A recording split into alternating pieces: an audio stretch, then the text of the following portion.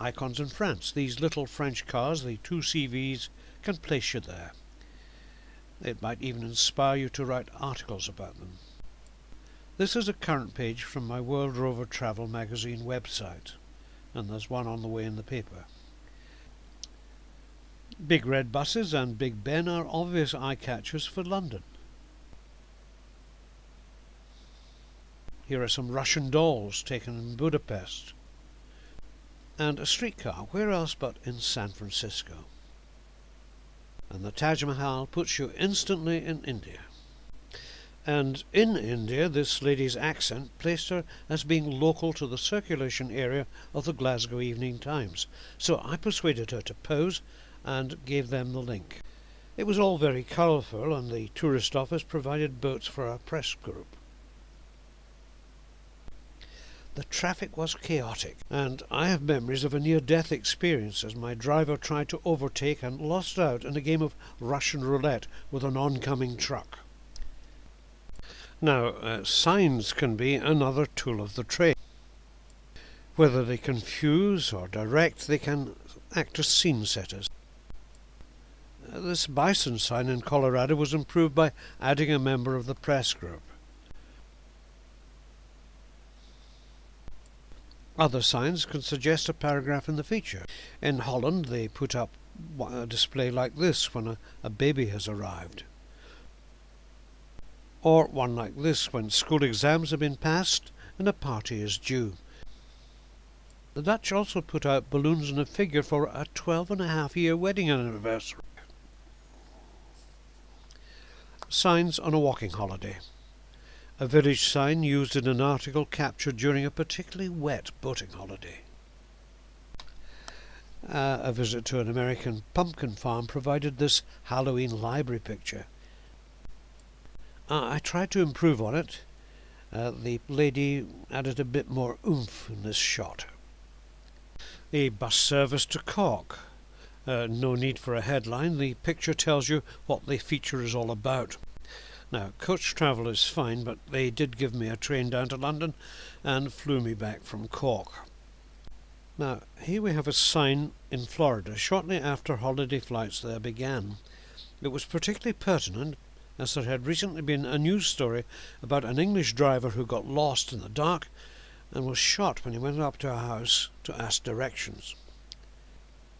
And now another cautionary tale, a sign at a filling station in Las Vegas.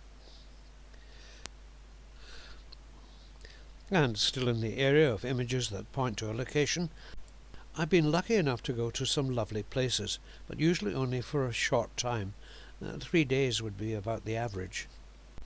I met this young couple from Texas on the beach in the morning,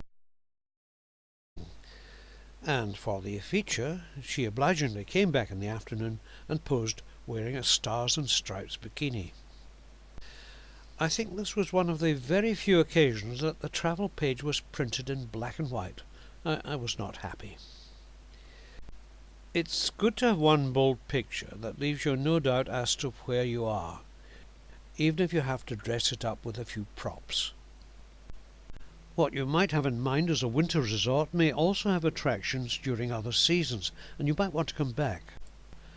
An island that is dry and arid during the winter may be transformed with lush flowers in the spring.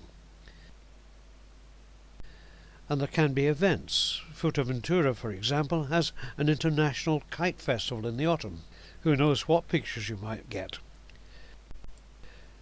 Then, in the winter, you could time your visit to coincide with the festival and capture images at the parade. But whenever you're there, you'll find the goats. There were more of them than people, and they were the mainstay of the island. Tourism and wind-based sports have now taken over, and you could well need to capture these kind of pictures. So, what do you do when you land on an island and you have no one to advise you or guide you?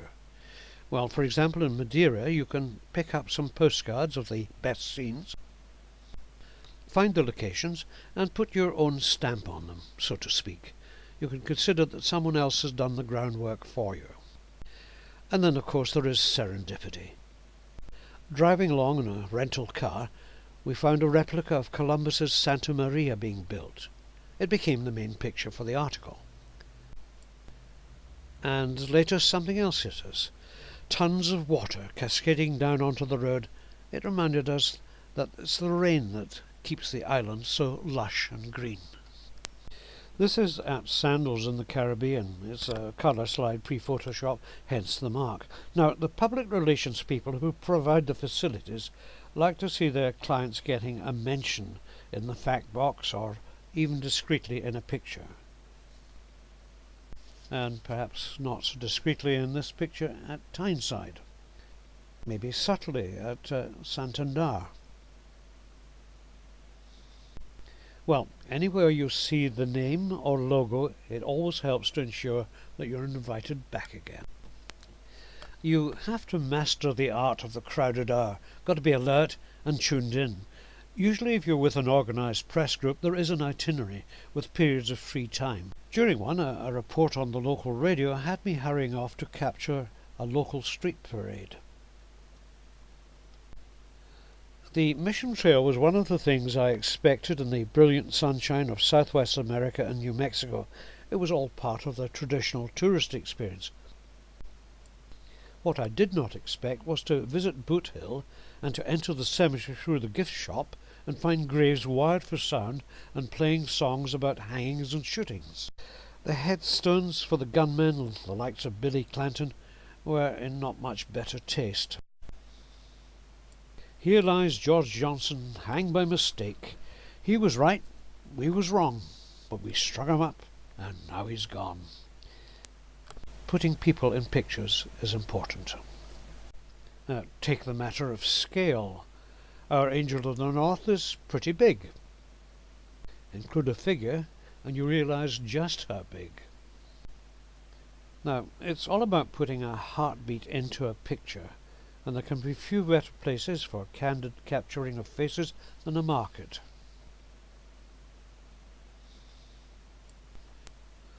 Often I find I take the picture and then I find the picture within the picture, just a question of cropping. Well, there are markets and markets, specialised ones like the powwows throughout the United States and the World Travel Market in London. These are valuable to the travel journalists and particularly to a travel editor with 52 weeks a year programmes to fill.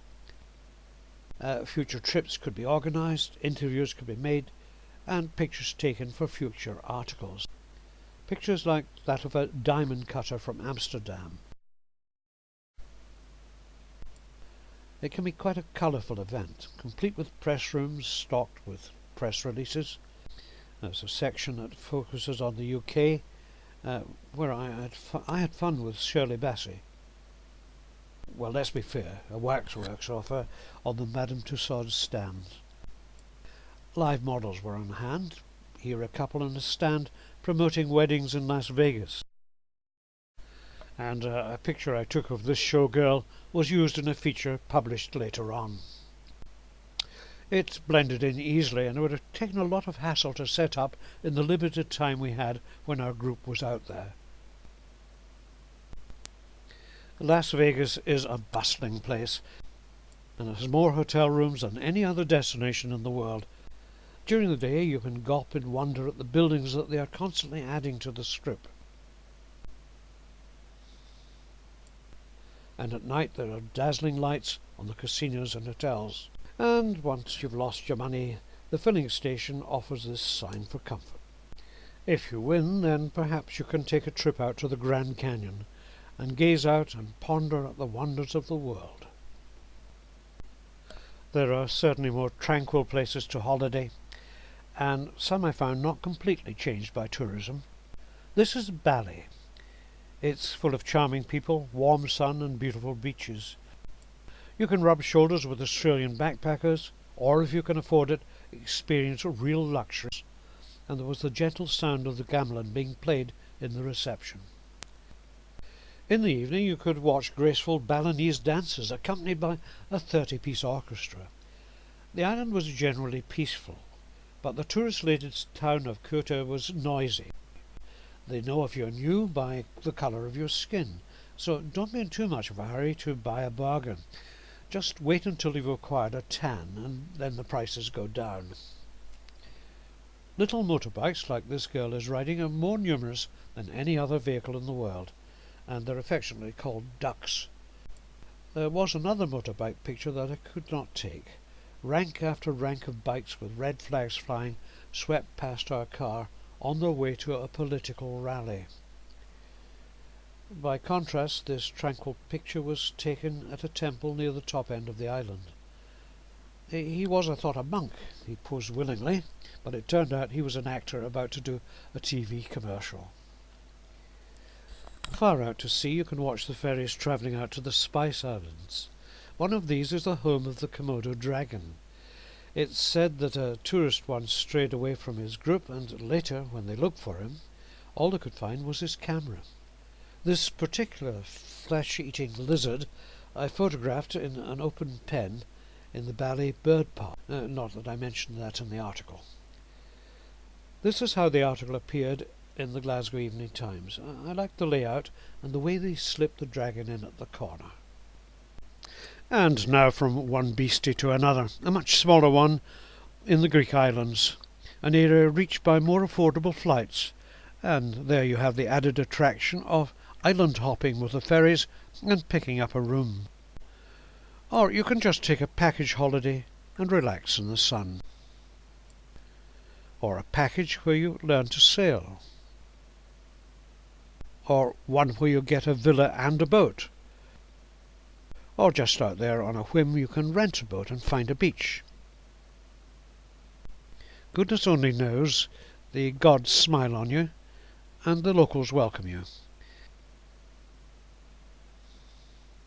And if you make the effort to explore, you can be rewarded with scenes that seem to turn the clock back, views that feed your soul before you take the plane back home. And talking of planes, in the more innocent days when the flight deck wasn't locked away and out of reach of terrorists or nosy journalists, there was the odd invitation to get a pilot's eye view. Now, not quite matching the dramatic approach at the old airport at Hong Kong, this is one at Corsica, where we touched down beyond the beach. Planes come and go. Well, that's the nature of them. Airlines also come and go, and some go quicker than others, like Euroscot, which only lasted 2 years before folding. Others lasted longer. The Trans-World Airline was a massive operation. TWA, jokingly referred to as teeny-weeny airlines, lasted from 1926 until 2001. British Midland, which ceased flying 4 years ago, was a main competitor with British Airways, as indeed was British Caledonian. They were founded in 1970 and are no more. They were a favourite airline and ceased operating in 1988, when they were taken over by British Airways. British Airways is the flag carrier. I remember Scots being disappointed when they stopped serving meals on the flights to London. It was round about the same time that they introduced their logo with the motto "To fly, to serve." And since the cost of the flight remained the same, some Scots saw an element of cunning into it and pronounced the motto as "To fly, to serve."